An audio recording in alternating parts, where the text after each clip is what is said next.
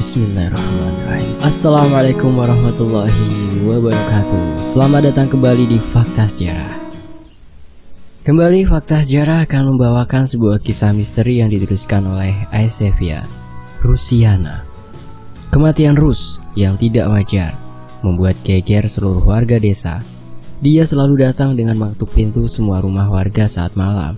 Banyak orang yang menceritakan Rus yang menghantui desa dengan wujud yang berbeda-beda.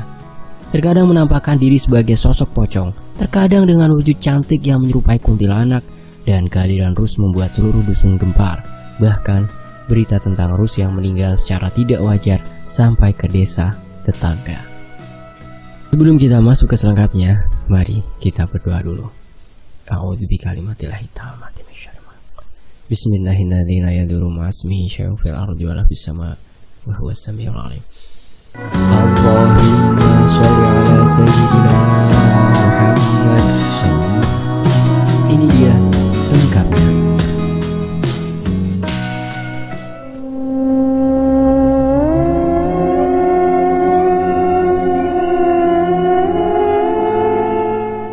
Satu cerita dari kota Malang bagian selatan yang membuat gempar desa dan bahkan sampai terdengar ke desa-desa lain, masih membekas di ingatanku sampai saat ini.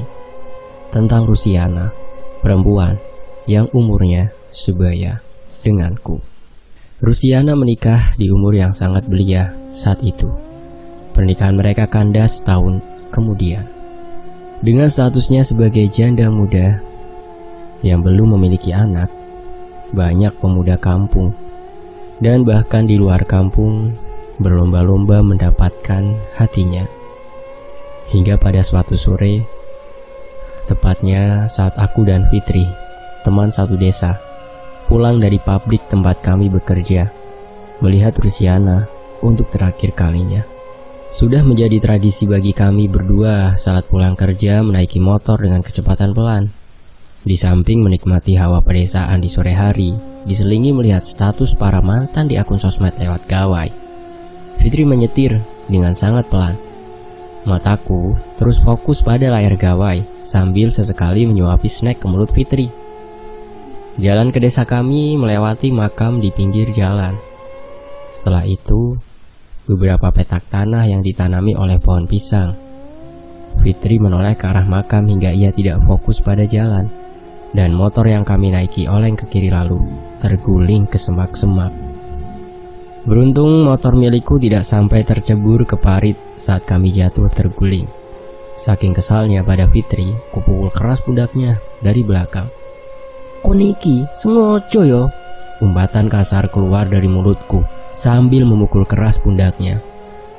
Posisiku saat itu, kaki kiri terhimpit oleh bodi motor, sedangkan Fitri langsung berdiri menghadap ke arah pohon kenitu tanpa memperdulikan diriku yang tidak bisa bergerak karena terhimpit oleh bodi motor matic yang berat.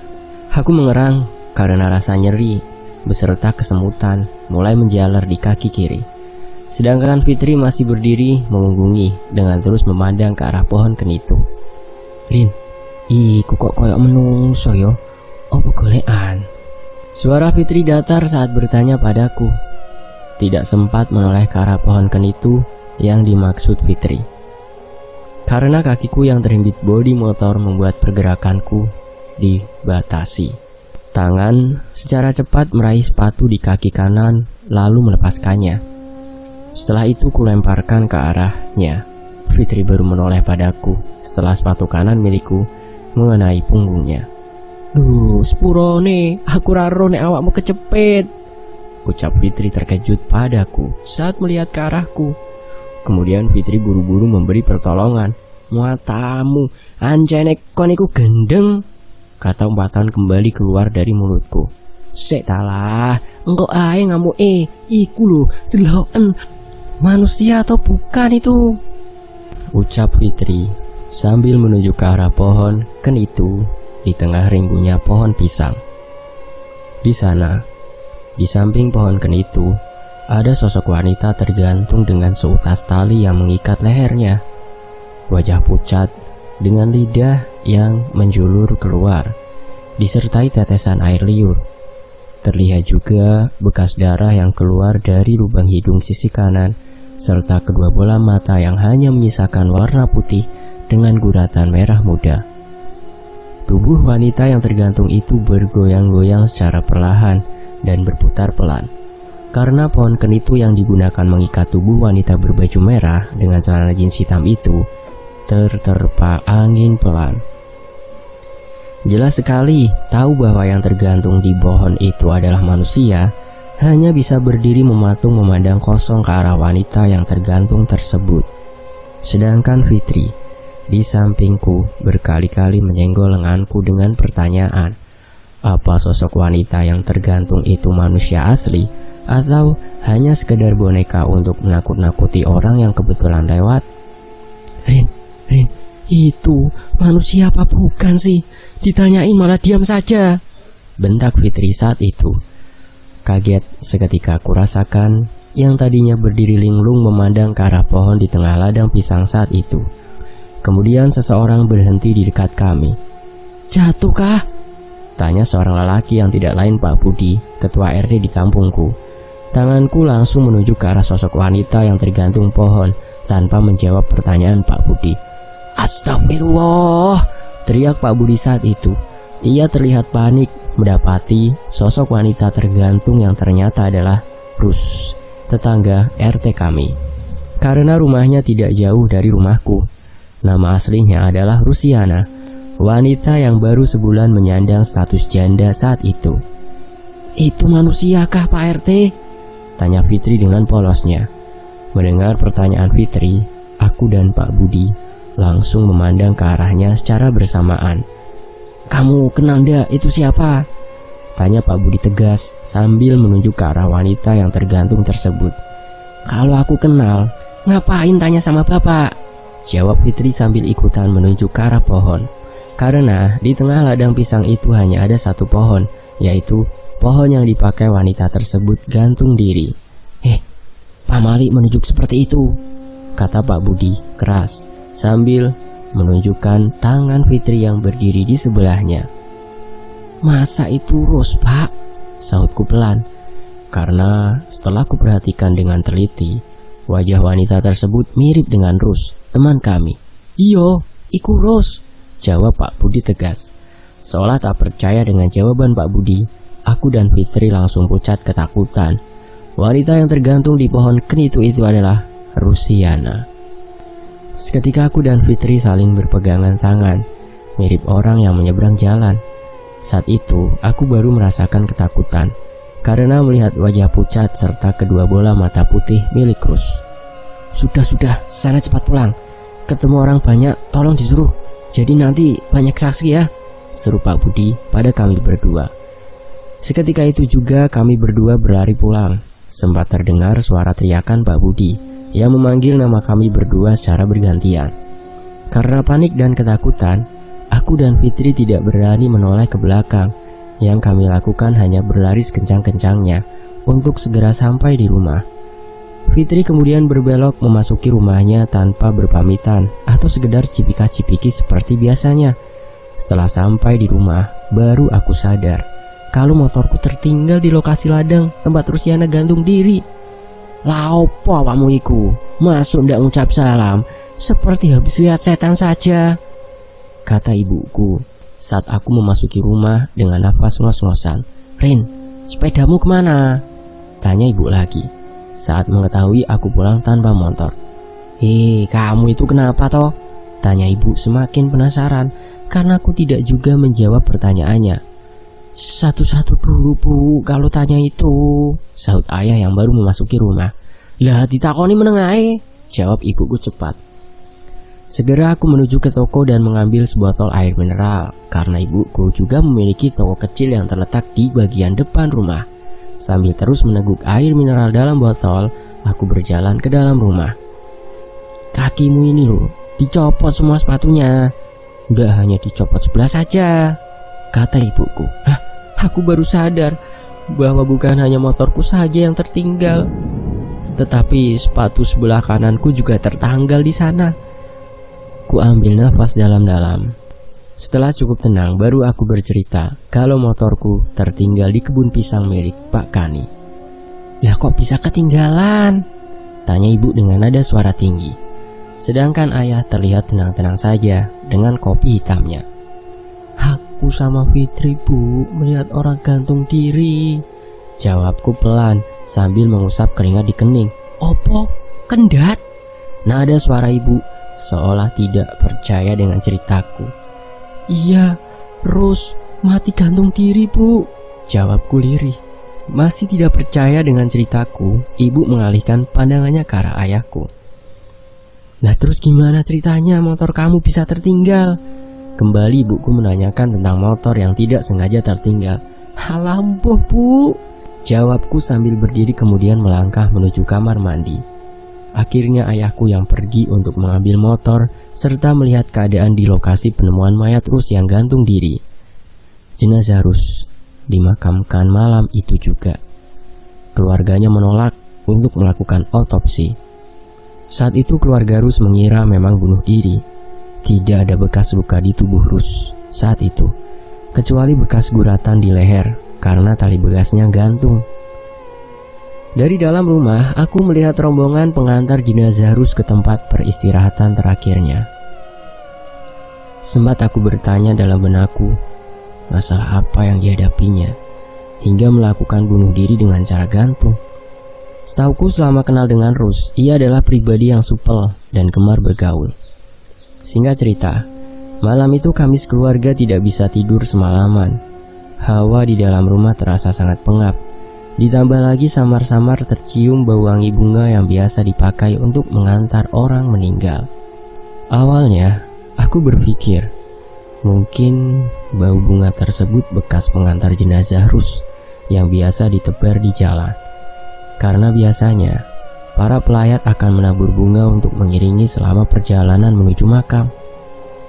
Waktu itu, ayah diajak melean di rumah keluarga Rus bersama Lek Sohim, Bapak Fitri, dan tetangga sekitar. Kuputuskan untuk ke kamar ibu karena malam itu aku merasakan hawa aneh. Mataku belum juga terpejam saat kulihat ibuku juga belum tidur. Beberapa kali ibu berganti-ganti posisi tidurnya. Tanpa berlama-lama, aku langsung menghambur di sampingnya. Bukan hanya kami yang tidak bisa tidur malam itu. Kiko, itu bukan nama orang ya, ataupun nama makanan, tapi nama kucing oren kesayanganku. Kiko terlihat mondar-mandir tidak jelas. Bahkan saat ibuku berusaha menenangkannya, Kiko masih terus mengeong sambil terus mondar-mandir di atas tempat tidur. Bahkan bulu-bulu halusnya serta ekornya berdiri tegak. Tok, tok, tok. Terdengar suara ketukan pelan dari pintu depan. Merasa curiga karena biasanya jika ayah yang mengetuk disertai suara memanggil nama ibuku atau namaku. Kecurigaanku semakin besar saat kulihat Kiko mengeong keras di dekat jendela kamar. Ia seperti melihat sesuatu. Rin, buka no. Ayah kamu sudah pulang mungkin, ucap ibuku lirih sambil menepuk pahaku pelan. Kok aku? Ibu ayah lah, sahutku pelan. Lancen ya kamu iku gocek, jawab ibu mengolokku. Ibu bangkit dari posisi tidurnya, lalu mulai melangkah pelan menuju pintu depan. Sedangkan aku mengekor di belakangnya sambil memegang erat daster ibuku. Kami memang merasakan ada hawa aneh saat itu. Sambil terus memegangi dasternya, aku menelpon ayah. Halo Nduk, ada apa? Jawab suara ayahku dari seberang telepon. Ayah di mana? Tanyaku dengan suara terbata. Masih di rumah Paman Karim, jawab ayah. Benar dugaanku, ayahku masih di rumah Lek Karim Bapak Rusiana. Saat ibu hendak menekan gagang pintu, aku segera menghentikannya dengan menahan tangan ibuku. Ibu menatap wajahku heran. Kutunjukkan gawaiku pada ibu biar ia mengerti kalau ayah masih di rumah Paman Karim. Tok, tok, tok, tok. Suara ketukan pintu kembali terdengar dengan ritme pelan. Saat itu badan ibuku bergetar. Terlihat keningnya sudah basah oleh keringat. Dalam keadaan lampu ruang depan padam, Kiko kembali mengeong keras. Ia mencakar pintu dengan kedua kaki depannya. Sebelum suara itu datang kembali, Ku gendong Kiko untuk menjauh dari pintu depan menuju kamar, diikuti oleh ibu yang berjalan di belakang sambil berbicara lewat telepon dengan ayah. Dan belum sempat kami memasuki kamar, suara ketukan di pintu bertambah keras terdengar. Tok tok tok tok. Jantungku terasa ingin melompat. Saat itu Kiko yang berada di gendonganku juga langsung melompat karena terkejut. Malam itu kami hanya mendapat gangguan ketukan pintu, dan malam-malam selanjutnya tidak bisa kubayangkan kengerian yang kurasakan bersama warga dusun. Banyak yang bilang telah melihat pocongan di area kebun pisang serta di sekitar makam. Bahkan para peronda yang biasa berjaga pun tidak luput dari gangguan pocong. Mereka bilang pocong tersebut memiliki wajah yang mirip dengan Rusiana. Ada yang bilang pocong, ada yang bilang kuntilanak. Kabar tantangan Rusiana yang menjadi arwah penasaran segera merebak ke seluruh desa. Banyak yang bilang karena cara meninggalnya Rus yang tidak wajar. Ada juga yang bilang Lek Karim sengaja tidak membuka tali pocong Rus agar Rus menuntut balas atas kematiannya pada si pembunuh. Dan yang menjadi pembicaraan Fitri bersama Esti adalah Rus sengaja dibunuh, kemudian digantung agar kematiannya seolah-olah akibat bunuh diri. Baru sebentar rasanya aku terlelap. Aku kembali terbangun karena suara ibu. "Rin, tangi, wes subuh." Suara ibu membangunkan diriku. Karena sudah terbiasa sedari kecil, saat subuh kami berangkat ke musola di ujung gang bersama-sama. Karena kakak perempuanku sudah menikah dan ikut bersama suaminya, maka hanya tersisa kami bertiga. Setelah selesai sholat subuh berjamaah, jika hari Sabtu dan Minggu, aku mengantarkan ibu ke pasar untuk berbelanja. Hari itu belanjaan ibu sangat banyak, maka kami pulang menjelang pukul 8 pagi. Di sebelah rumahku terdapat garasi mobil dengan halaman yang cukup luas. Di sana juga terdapat pohon ceri dengan amben atau gedek untuk duduk bersantai.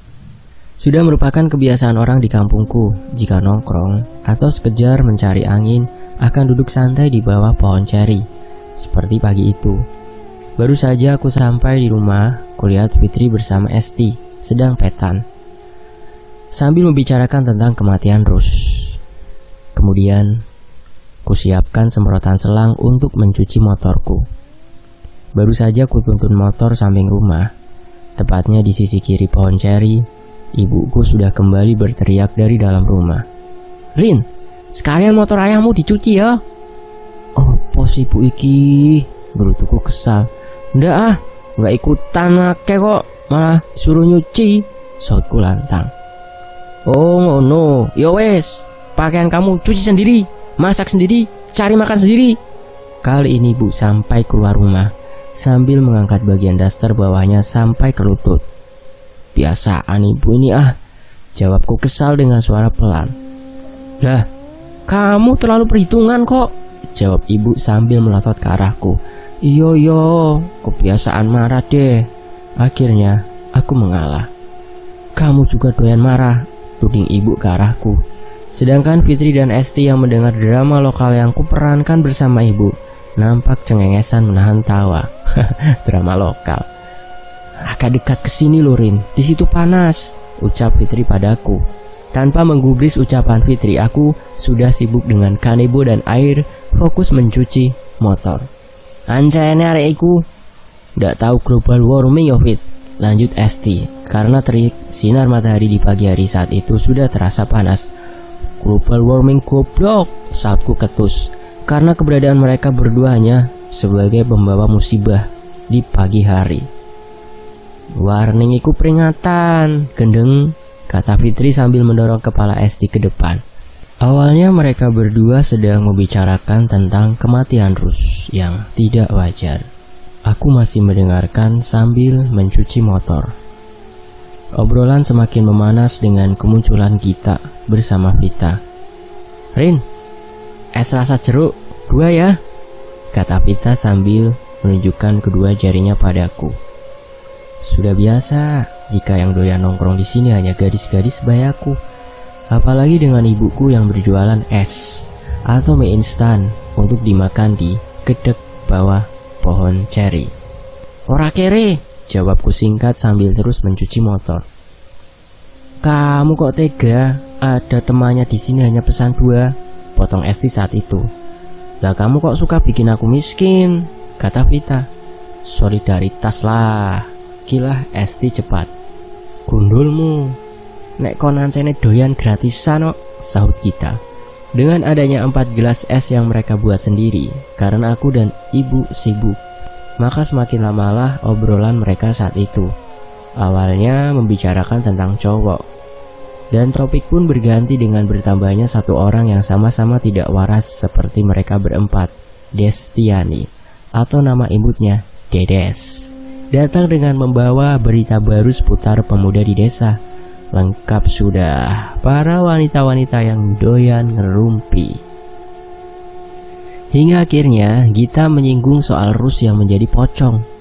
Gita bercerita jika semalam setelah ditemukannya jenazah Rus, ia melihat pocongan yang wajahnya mirip Rus. Pocongan itu muncul di ladang pohon pisang.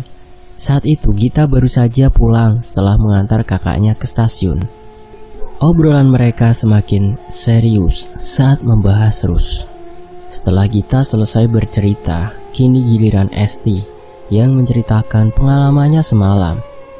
Semalam, saat Esti hendak pulang, setelah ia membantu mengemasi acara tahlilan di rumah Rus, ia tidak sengaja melihat foto Rus tengah menangis. Raut wajah Rus di dalam bingkai foto itu terlihat muram dan nampak sedih. Kemudian Esti melanjutkan ceritanya kalau ia melihat penampakan Rus dengan wujudnya yang lain. Rus berjalan mengitari sekeliling rumahnya. Malam itu, Rus seperti orang yang sedang kebingungan. Aku, yang tadinya mencuci motor, tanpa sadar sudah berkerumun dengan posisi melingkari Esti. Aku tadi malam juga lihat Mbak Rus bertamu ke rumah. Seketika kami tersentak kaget, karena suara itu bukan milik kami berenam. Itu adalah suara Dinda, adik sepupuku yang masih SMP. Dinda terlihat bingung karena kami berenam secara serentak memandang ke arahnya. Wajahnya terlihat malu-malu karena menjadi sorotan kami semua. Sambil mengelus Kiko yang berada di gendongannya, ia berkata, matanya masih ada kapasnya. Terus minta tolong dibukain tali pocongnya, Mbak. Hah? Terus kamu bukain? Tanyaku penasaran. Ya tidak, sama Mbak Pungki disuruh pergi. Yang disuruh pergi siapa? Kali ini giliran Vita yang bertanya. Ya pocongnya lah, Mbak. Masa bapakku yang diusir? Jawab Dinda dengan nada suara malas, lalu melengos. Kapasnya ada sekalian kamu copotin, Din, saut Fitri sambil tertawa. Ya ora lah, Mbak. Mbak Fitri ki gendengan sene, jawab Dinda lalu melangkah menuju rumahku. Loh Din, tunggu sebentar. Kamu kemarin di Karangkates sama siapa? Pasti pacaran ya? Teriak Esti menghentikan langkah Dinda yang sudah berada di depan rumahku. Tidak loh Mbak, kan lagi kerja kelompok, jawab Dinda dengan muka memerah. Kamu masih kecil sudah berani pacaran, kataku pada Dinda. Namun sebelum aku menyelesaikan kata-kataku, Dinda sudah berlari memasuki rumah. Menjelang sore, suasana sedang cerah. Ibuku terus menanyai tentang sepatu sebelah kanan milikku yang hilang. Dan kebetulan saat itu, ada Susi dan Fitri yang sedang berbincang dengan duduk di atas motor. Segera aku panggil mereka berdua untuk menemaniku mencari sepatu sebelah kanan. Awalnya mereka enggan menemaniku karena jumlahnya ganjil. Beruntungnya Vita datang di saat yang tepat. Sambil menepuk bokong Vita, aku memintanya untuk menemani kami. Dengan adanya Vita, maka jumlah kami menjadi genap. Fit, katanya kamu yang pertama kali lihat, tanya Susi pada Fitri. Setelah kami sampai di tempat aku dan Fitri jatuh dari motor kemarin. Di pohon kenitu itu loh, tunjuk Fitri pada pohon kenitu di tengah ladang pisang. Susi, coba ke sana. Foto selfie, biar viral. Masa Rus saja yang viral? Lah kamu kapan? Goda Vita pada Susi. Awalnya aku tidak terlalu menghiraukan mereka karena terlalu fokus mencari sepatu sebelah kanan yang kugunakan untuk melempar Fitri kemarin. terdengar gelak tawa Vita bersama Fitri yang tiada hentinya dari tadi. Lalu saat aku hendak meminta mereka untuk membantu mencari sepatuku agar cepat ketemu, yang kulihat saat itu hanya Fitri dan Vita yang melihat ke arah tengah ladang pisang, tepatnya di pohon kenitu. Awalnya aku tidak sadar jika Susi sudah berada di bawah sebelah kiri pohon kenitu, tepat di mana Rus pertama kali ditemukan. "Ya begitu sambil melihat Sus, terus melotot," teriak Fitri pada Susi di tengah ladang pisang. Dan betapa terkejutnya aku saat melihat Susi tengah mempraktekkan gaya Rusiana yang sedang bergantung, sedangkan Vita malah sibuk memotret Susi sambil tertawa terbahak-bahak. "Gendeng!" teriakku lantang. Meski suaraku terdengar keras, tetapi mereka bertiga malah acuh, tak peduli. Bersamaan dengan itu, tercium bau pandan beserta bau amis darah. Awalnya baunya samar, dan bau tersebut berasal dari tengah ladang pisang. Semakin lama baunya semakin tercium dengan jelas, sedangkan Susi berlari ke arah kami dengan muka pucat. Tak kuperdulikan lagi tentang sepatu kanan yang belum ketemu. Kami berempat lari pulang karena bau pandan yang tercampur dengan bau amis darah.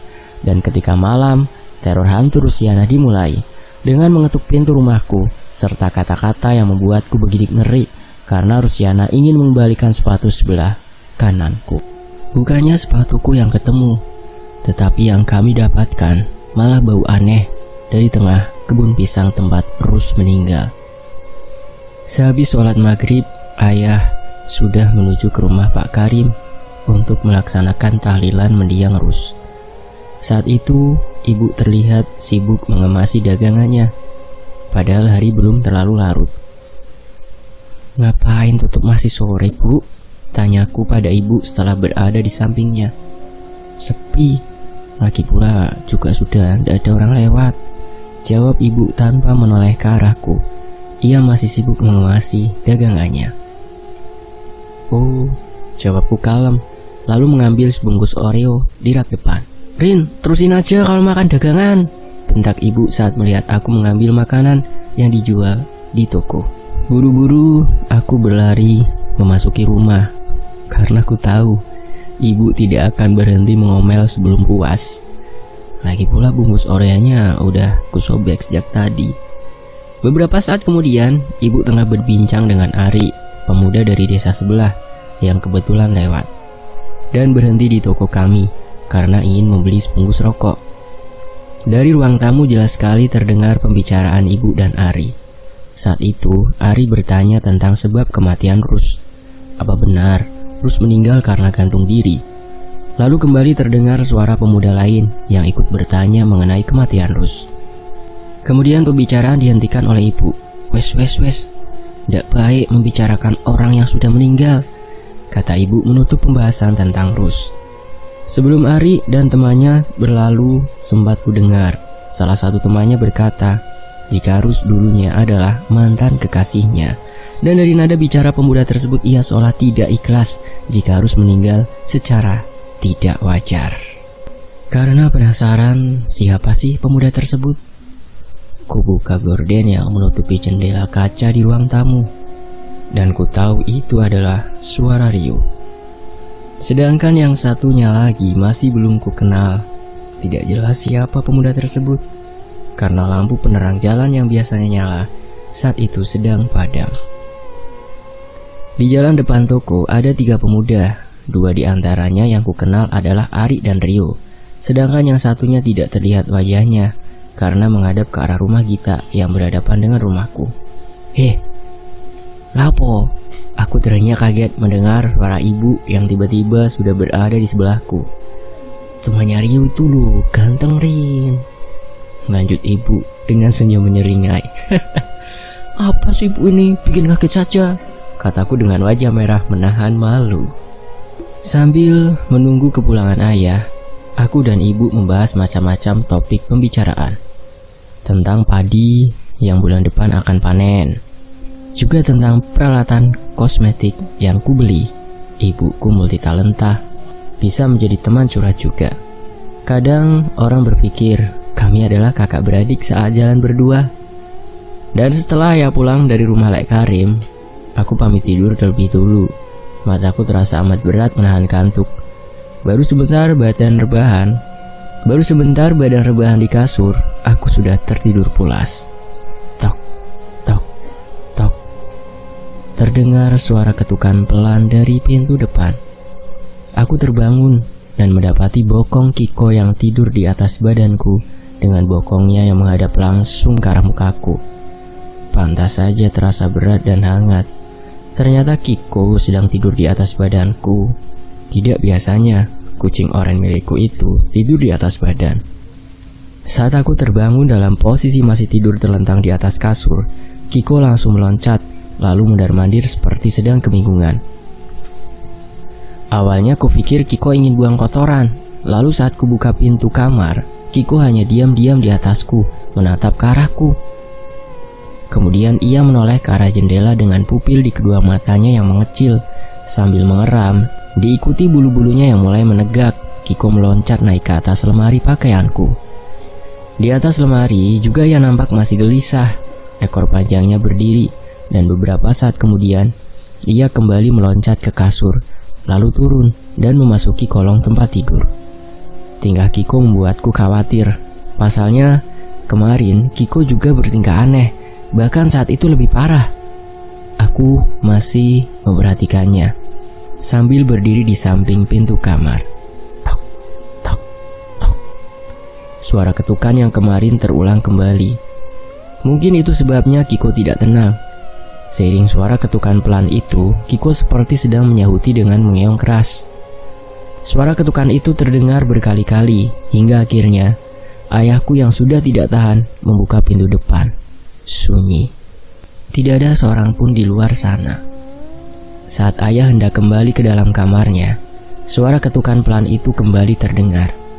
Namun saat ayah kembali membuka pintu, tidak ditemui seorang pun di luar rumah. Hingga akhirnya ibuku berkata pelan saat kemunculan suara ketukan pelan di pintu depan. "Siapa?" "Saya, Bude."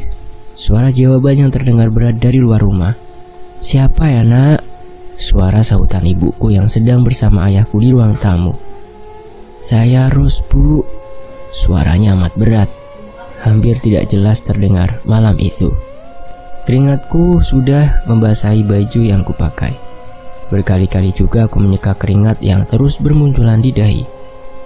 Apalagi saat mendengar suara yang mengaku bahwa dirinya adalah Rusiana. "Ada apakah, Nak?" tanya ibuku. Suara ibu seperti sedang menahan tangis, bukan karena takut, tetapi karena merasa kasihan kepada Rus yang tidak tenang saat itu.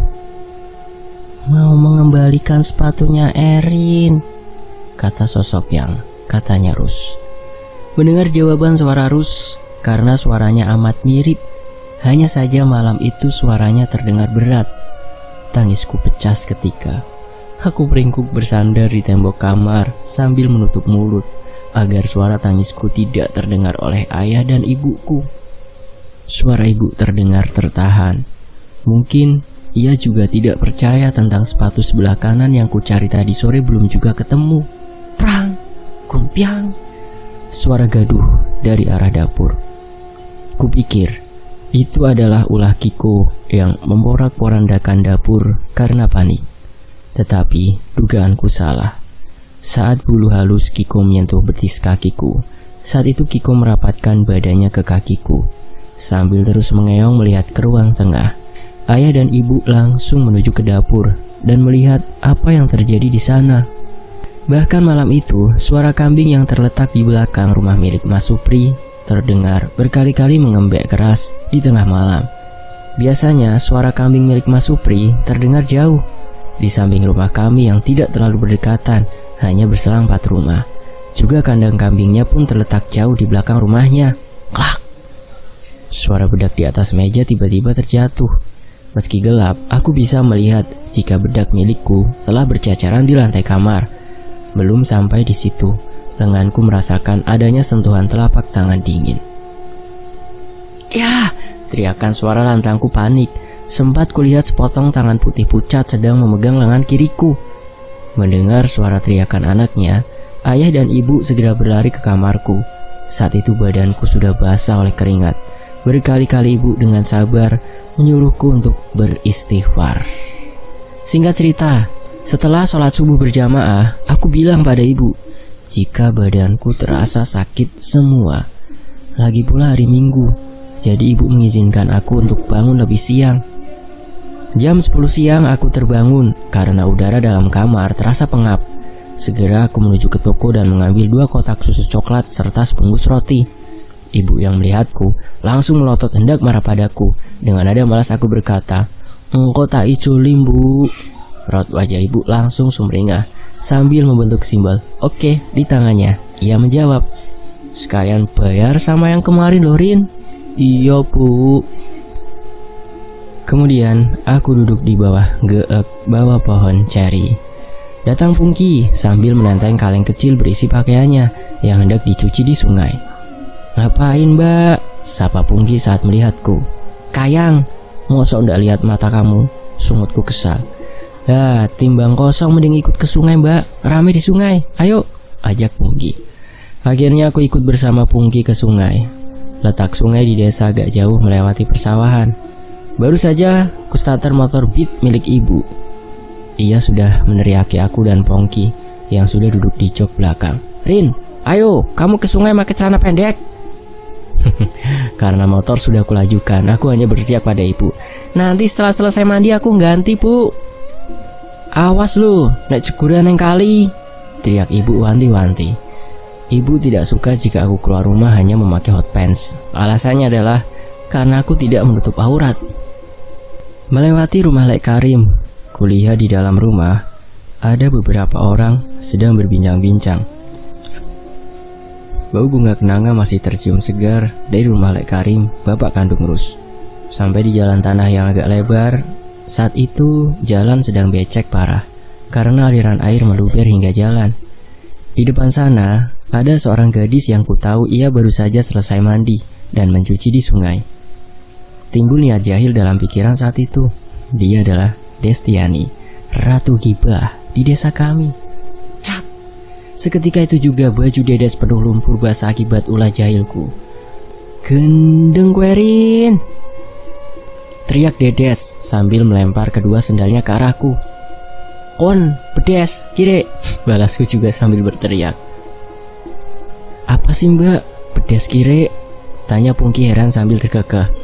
Enggak salah aku." Sampai di sungai, kulihat sudah banyak gadis di desa kami yang mandi dan mencuci baju. Ternyata yang membuat sungai kembali ramai adalah aliran air PDAM sedang mati. Di antara banyaknya gadis serta ibu-ibu muda, ada Fitri, Vita, Gita dan juga Esti. Kupikir mereka tidak ada niatan mandi atau mencuci, karena yang mereka lakukan adalah berkumpul di batu besar di tengah sungai. Saat melihat kedatanganku, Fitri segera memanggil dan melambaikan tangannya ke arahku. Mereka sedang bernyanyi dan bersenda gurau. Fitri berdiri di atas batu, sedangkan di bawahnya banyak bocah-bocah yang mengikuti suara yang ia nyanyikan. Suara Fitri yang sedang bernyanyi diselingi gerakan seperti layaknya seorang penyanyi. "Teles kabeh netes elo cendol dawet." "Ah, sinting hari iku," ucapku lirih sambil memandangannya ke arah Fitri di tengah sungai. "Bukannya itu teman dekatmu, Mbak?" jawab Pungki sambil berjalan ke arah sungai. "Belum tahu rasanya ditampar setan memang Fitri Turin," ucap Sofia, gadis yang berbeda desa denganku, tapi sering main ke desaku karena banyak temannya dari desaku juga. Akhirnya kami kembali curcol hingga sore membahas tentang Rus. Bahkan aku juga menceritakan tentang Rus yang datang hendak mengembalikan sepatu sebelah kananku. Bukannya percaya, mereka malah menertawakan ceritaku. Mereka bilang aku terlalu berhalusinasi karena kehilangan sepatuku. Sedang asik-asiknya mengobrol tentang Rusiana bersama kita, Viti dan Esti. Sedangkan Fitri masih sibuk dengan konser kecilnya bersama para bocah-bocah desa. "Woi, gadis-gadis miskin!" teriak Susi yang baru saja sampai di bibir sungai. "Opo?" jawab Esti dengan wajah garangnya. "Tumben tukang kredit sama wanita simpanan Hendrik ada di sini," kata Susi lagi. Maksudnya adalah aku karena ibuku juga mengkreditkan barang ke tetangga. Dan yang dimaksud wanita simpanan Hendrik adalah Pungki. Hendrik ini manusia wandu. Dibilang perempuan bukan, dibilang laki-laki juga bukan. Jadi biasa dibilang bencong di desa kami. Kamu nyari perkara denganku? Bentak Pungki pada Susi sambil melemparkan baju yang ia cuci. Nggak usah marah, semua juga udah tahu kalau kamu pacarnya Hendrik, jawab Susi mengejek. Oke, kembali ke topik awal. Kami berempat sedang serius mendengarkan cerita Esti yang menceritakan kisah Pak Karim, ayah Rus. Dari penuturan Esti, selama 2 hari ini, ia terus mendengar suara tangisan dari rumah Pak Karim. Bagi Esti, genangan air bekas memandikan jenazah Rus masih ada sampai sekarang. Sangat tidak wajar kan? Logikanya harusnya genangan air tersebut sudah meresap ke tanah. Sebelum petang, kira-kira hampir maghrib, Esti hendak mandi. Tapi keadaan kamar mandinya saat itu tertutup rapat. Esti tahu jika bapak dan ibunya sudah berada di rumah Pak Karim. Lalu adiknya juga sedang mengaji di musola. Terdengar suara orang yang sedang mandi di kamar mandi. Terlihat juga percikan air sedikit keluar dari celah bawah pintu. Saat itu Esti merasa merinding di sekujur tubuhnya. Lalu suara air terhenti. Esti semakin penasaran dengan sosok yang mandi di rumahnya. Dari celah kecil, Esti mencoba mengintip ke dalam kamar mandi. Betapa terkejutnya ia ketika tahu sosok wanita yang sedang mandi di kamar. Sosok wanita dengan baju putih yang basah, rambut panjangnya tergerai basah sampai ke lantai. Saat itu, Esti yang hanya melilitkan handuk di tubuhnya berlari ke dalam rumah. Kakinya tersandung dan Esti jatuh ke lantai. Beruntung, saat itu keadaan rumahnya masih sepi. Ketika ia bangkit hendak menuju kamarnya Esti, menoleh ke belakang. Dan lagi-lagi sosok-sosok yang diyakini Esti sebagai Rus itu sudah berdiri membelakanginya. Kami yang mendengar ceritanya sambil membayangkan kejadian yang dialami Esti sampai bergidik ngeri. Tidak bisa kubayangkan jika aku yang mengalaminya. Aok, aok, aok. Suara burung gagak di antara pepohonan sekitar sungai. Seluruh mata kami langsung tertuju pada burung hitam yang sedang terbang itu. Pulang! Teriak Gita membuyarkan obrolan kami saat itu. Burung gagak mempunyai mitos tersendiri di daerah kami. Biasanya adalah pertanda akan datangnya kesialan atau kematian, dan kami mempercayai itu karena sudah menjadi tradisi turun-temurun dari leluhur kami. Pungki dan beberapa anak sudah lari terlebih dahulu, disusul Gita dan Vita di belakangnya.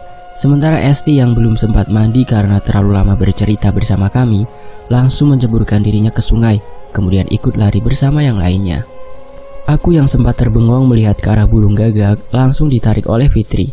Susi yang berada di depan kami berdua terlihat ragu-ragu untuk menyeberangi sungai. Padahal saat itu, posisinya berada di tengah sungai.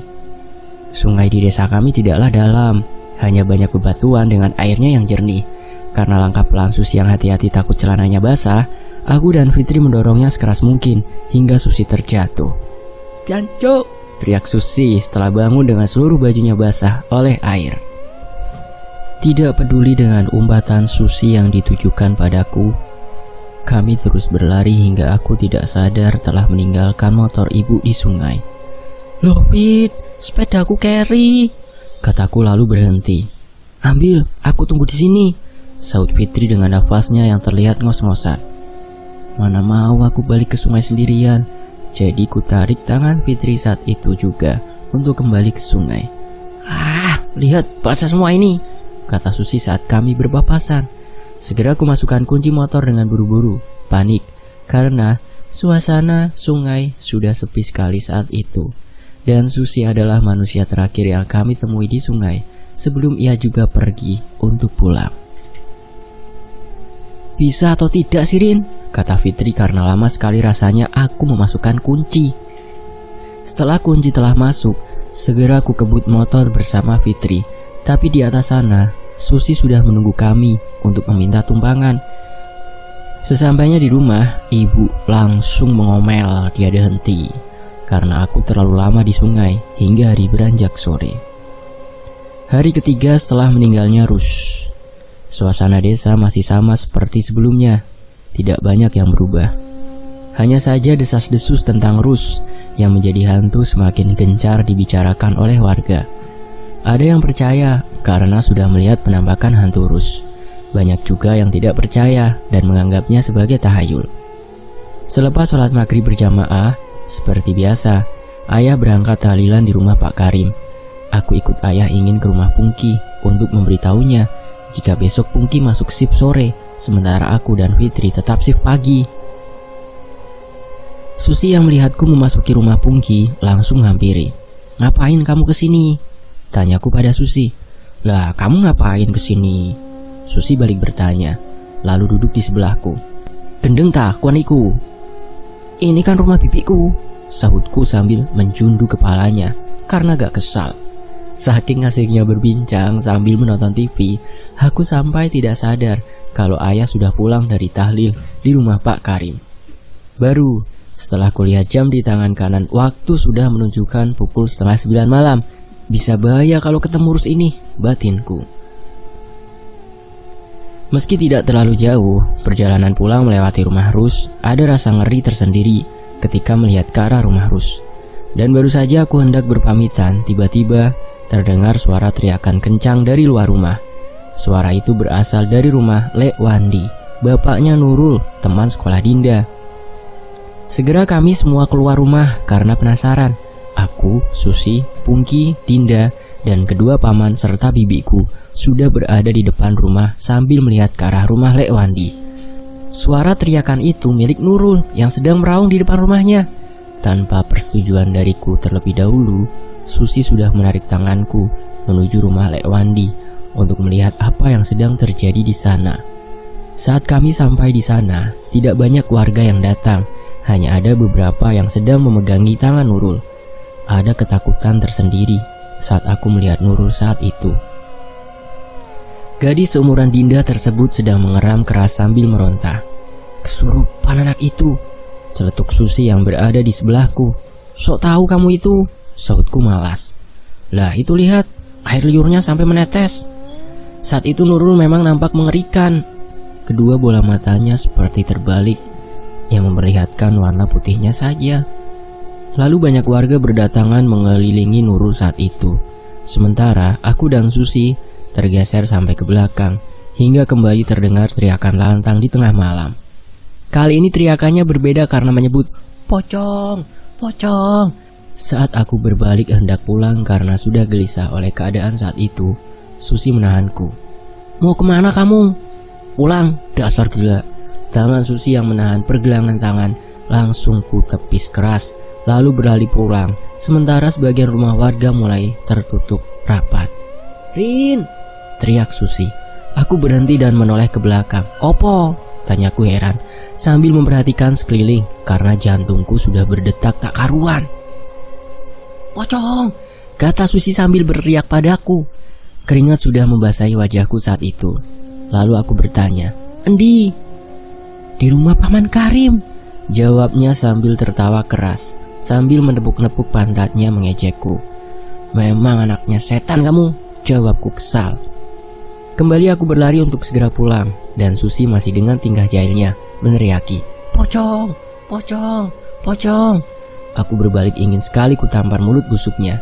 Ketika berbalik ke arah Susi itulah mataku melihat jelas sosok pocong yang berdiri di samping tiang rumah Bude Lastri, tetangga Lek Wandi. Dengan wajah pucat serta kedua matanya tertutup kapas, pocong itu menghadap ke arah kerumunan orang di rumah Lek Wandi. Apa mungkin hanya aku yang saat itu melihatnya, sedangkan banyak orang di sana tidak sadar dengan kehadiran pocong tersebut? "Ah!" teriakku kencang sambil berlari pulang. Saat tiba-tiba pocong tersebut menoleh ke arahku, kapas di mata sebelah kirinya sampai jatuh, dan aku melihatnya jelas bahwa pocong itu adalah Rusiana. Dengan wajah pucat sedikit kehitaman, kedua lubang hidung tertutup rapat oleh kapas, nyaris tanpa ekspresi di wajahnya saat melihat ke arahku. Lari, itulah yang kupikirkan saat itu. Lari sekencang-kencangnya menuju rumah, tidak peduli dengan banyak pasang mata yang memandangku dengan keheranan. Duk! Tubuhku jatuh tersungkur setelah menabrak Esti yang baru saja berjalan dari depan toko ibu. Sambil meringis kesakitan, aku memaki Esti saat itu juga.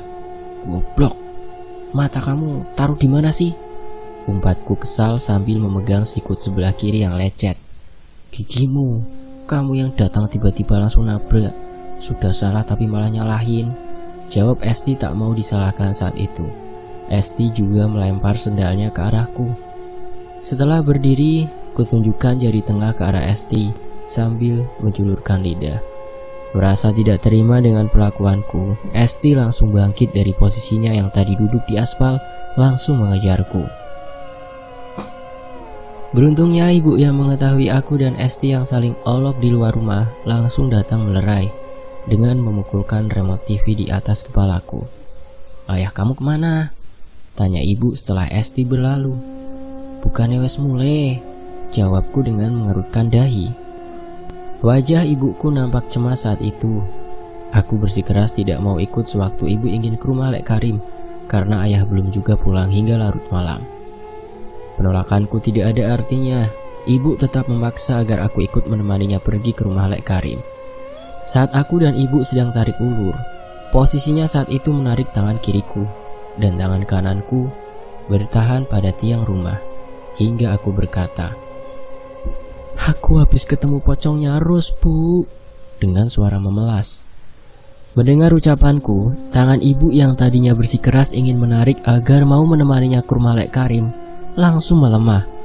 Saat itu juga tanganku yang tadinya melingkar di tiang rumah bagian depan langsung kulepas. Apes bagiku. Saat itu juga ibu langsung kembali menarik tanganku hingga posisinya saat itu aku berada di bawah ketiaknya. Di depan rumah Pak Abdul, ibu baru melepaskan tangannya yang tadi mempiting leherku hingga untuk bernafas saja susah rasanya. Tangan gembal ibu terus menyeretku hingga sampai di depan rumah Lek Karim. Pandanganku fokus pada kerumunan orang di depan rumah Lek Wandi.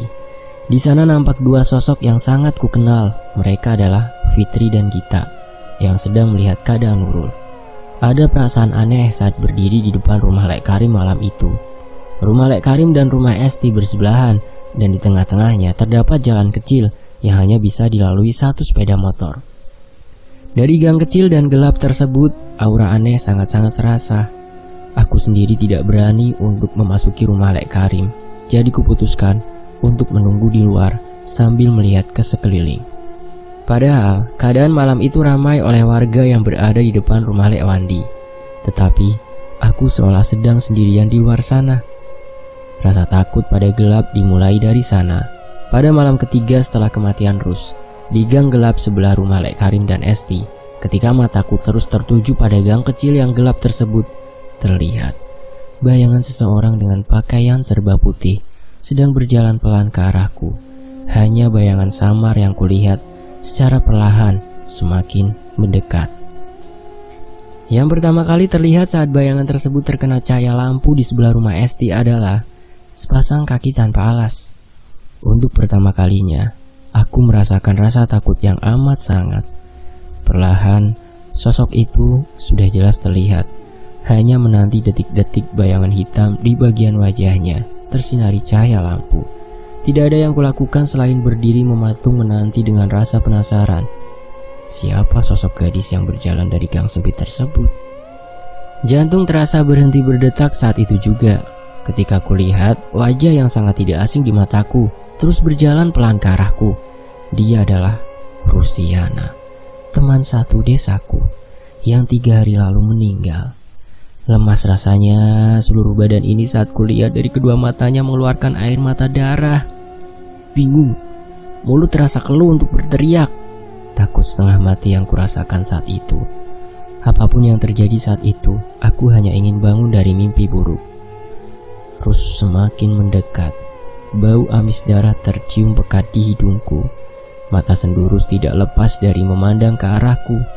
Semakin dekatnya Rus membuatku melangkah mundur perlahan hingga aku tersandung lalu bersimbuh di aspal. Saat itu, tangan kanan Rus seolah ingin menggapai wajahku. Setelah dekat denganku, jelas kulihat saat itu ia sedang membungkuk ke arahku hingga wajahnya sangat dekat denganku. Mataku terus terpejam. Tak ingin kulihat wajah Rus yang tertutup rambut panjangnya. Hembusan angin perlahan menerpa wajahku. Tak bisa kuungkapkan betapa terkejutnya aku saat itu. Rus sedang meniup pelan wajahku saat itu. Dengan badan basah kuyup oleh keringat saat terbangun, betapa kagetnya aku saat itu. Banyak orang telah berkerumun di sampingku. Bahkan ibu juga menangis sambil terus memanggil namaku. Lebih kaget lagi saat kulihat foto Rusiana yang tertempel di dinding. Sambil berteriak kencang, aku berlari keluar rumah Lek Karim malam itu. Banyak mata yang memandang heran dengan tingkahku saat itu. Fitri yang mengetahui aku berlari dari dalam rumah Lek Karim segera mencegat. Dari Fitri juga aku tahu jika tadinya aku ditemukan tidak sadarkan diri di depan rumah Lek Karim. Malam itu benar-benar terasa mencekam. Banyak warga melihat penampakan pocong Rusiana. Lek Wandi, ayah Nurul, melihat dengan kepalanya sendiri jika pocong Rusiana berdiri tegak di halaman rumah Lek Karim. Hebohnya lagi, saat pocong Rusiana muncul, banyak pemuda dan bapak-bapak termasuk ayahku mengejar pocong tersebut. Banyak juga yang bilang saat dikejar, pocong Rusiana menghilang di ladang pisang tempat ia meninggal. Pagi harinya, seperti biasa, ibu masih berbelanja sayuran bersama ibu-ibu lainnya. Banyak juga yang sedang membicarakan Rusiana, bagaikan kabar baru yang sedang viral. Rusiana tiada hentinya menjadi topik pembicaraan di kampung. Ada yang aneh di kebun pisang tempat Rusiana meninggal. Waktu berangkat kerja, tercium bau amis darah dan bukan hanya aku saja yang menciumnya. Banyak pengguna jalan yang melintas jalan tersebut menutup hidung mereka karena bau amis darahnya menusuk di hidung. Lalu di jalan aspal depan kebun pisang tersebut ada semacam bunga serta minyak kemiri yang seolah sengaja ditaburkan di jalan. Entah apa maksudnya. Karena bau amis darahnya lebih membuat kami penasaran saat itu. Hari itu, aku dan Fitri pulang 6:30 malam karena diwajibkan untuk lembur. Tidak ada tanda-tanda kemunculan pocong atau hantu Rusiana sewaktu kami pulang saat itu. Hanya saja ada rasa aneh yang susah untuk kujelaskan ketika akan melewati jalan depan kebun pisang. Karena jalan itu adalah satu-satunya untuk akses keluar atau memasuki desa. Dek, seperti sebuah kilas balik. Saat mataku menatap ke arah pohon kenitu, tempat Rusiana tergantung, kembali aku menyaksikan tubuh Rusiana yang tergantung dengan mata melotot ke arahku. Saking kagetnya melihat sosok Rusiana tergantung di pohon kenitu, kupukul keras punggung Fitri yang membonceng. Padahal saat itu suasananya sangat gelap. Setelah sampai di rumah, ku ceritakan pada Fitri tentang apa yang aku lihat di pohon kenitu tadi. Kok aneh sih? Kata Fitri sambil menautkan kedua alisnya. Kayaknya kampung kita sudah tidak aman lagi. Lanjut Fitri dari wajahnya, ia nampak memikirkan sesuatu. Tidak aman dari mana? Tanyaku menelisiknya. Sebelum Fitri sempat menjawab pertanyaanku, datang Dedes menghampiri kami yang sedang duduk di kursi teras depan rumah. Ayo, kalian sedang membicarakan aku ya, tuding Dedes saat itu. Sambil menghela nafas, ku jawab pertanyaan Dedes. Siapa yang berani membicarakan Ratu Gibah? Lagian kamu itu kok kegeeran banget sih, saut Fitri juga di sebelahku. Beli samponya cepetan, keburu didatangi Rusiana, kata Dedes. Ibu ndak ada, jawabku saat itu. Lah kamu niat jualan ndak Rin? Setan kredit, ucap Dedes dengan nada suara alainya.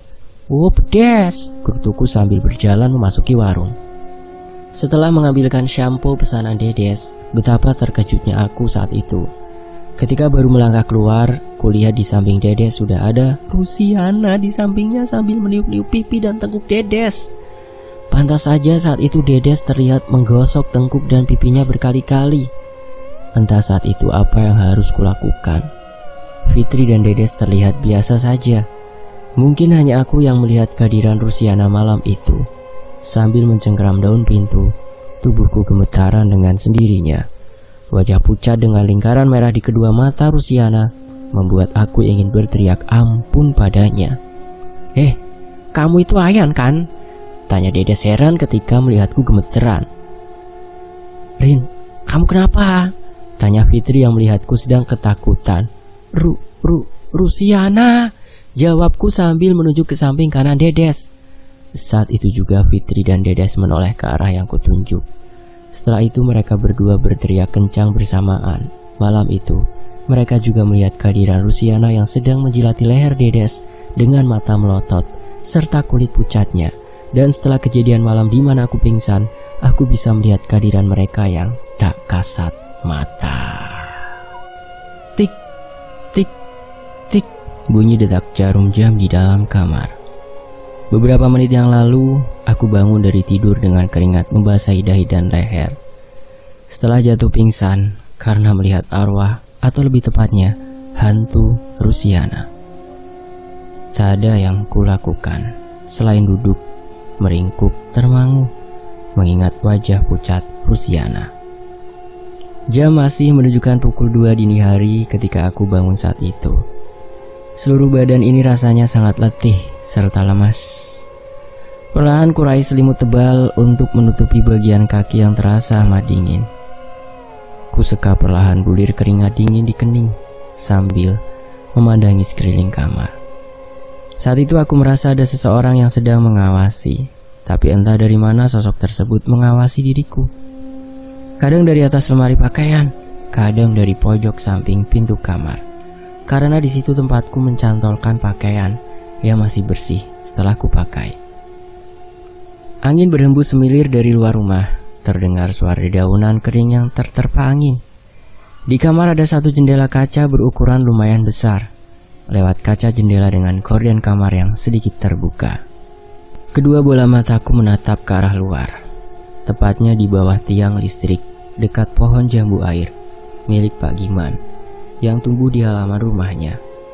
Awalnya samar, tapi saat kupicingkan mata, tepatnya di bawah pohon jambu air itu, sosok gadis berkaos merah yang tadi kukira adalah bayangan tumpukan jagung kering yang ditutupi terpal semakin memperjelas jika sosok itu benar-benar seorang wanita. "Rus," ucapku lirih ketika wajah sosok wanita yang tidak asing bagiku, dia Rusiana, saat itu sedang duduk di kursi kayu di bawah pohon jambu air milik Pak Giman, sambil menggoyang-goyangkan kedua kakinya yang tidak menapak pada tanah.